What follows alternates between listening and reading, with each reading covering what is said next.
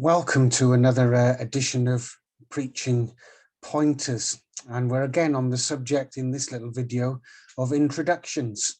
And on previous videos I've talked about introductions and saying how the introduction in your sermon should grab the attention of your listeners and make them want to listen to more of what you have to say.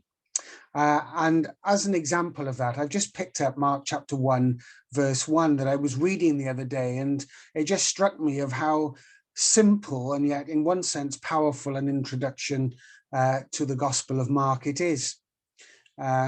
It's simple in the sense that it's only one statement, so it's quite short. It tells us that your introductions don't need to be long and complicated if they do that job of grabbing the attention of your listeners and want them to make them hear more, then the introduction has done its purpose, however long or however short it is, or whatever its nature might be.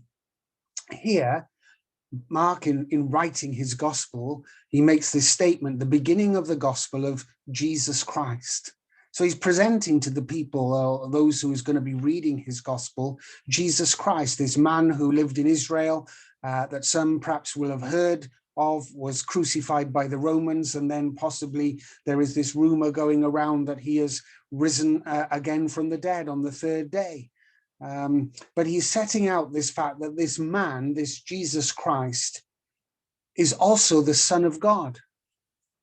And so immediately for those reading it, it potentially, to my mind at least, throws up this attention-grabbing statement that here is this man who is also the Son of God.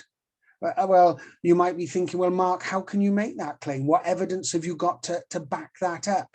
How can you say that this man is also the Son of God, that this man is also related to God, that this man is also divine? And that statement in itself, I think, will encourage people or raise the curiosity of people to want to listen more, to see what Mark has to say. What evidence has he got to put forward? What can he, arguments can he put forward to support this statement that he's making?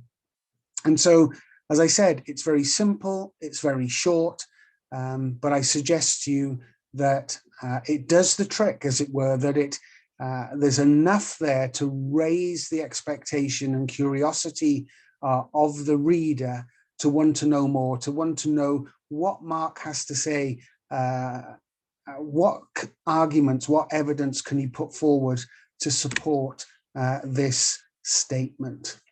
So I hope, even though it's just a little short video, I hope that's helped a little bit in just understanding the nature of an introduction, that it can be simple, it can be short, it doesn't have to be long and complicated. If there's something there that potentially will grab the attention of the listener and make them want to hear more of what you say, then that introduction has done its job. So when we are preparing our sermons, you're preparing your sermons,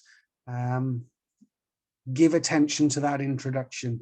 What are you saying in your introduction that will potentially grab the attention of the listeners and actually make them want to hear more of what you have to say? So if you've enjoyed this little video, then please like it and subscribe to the channel. Thank you for listening to another Preaching Pointers today.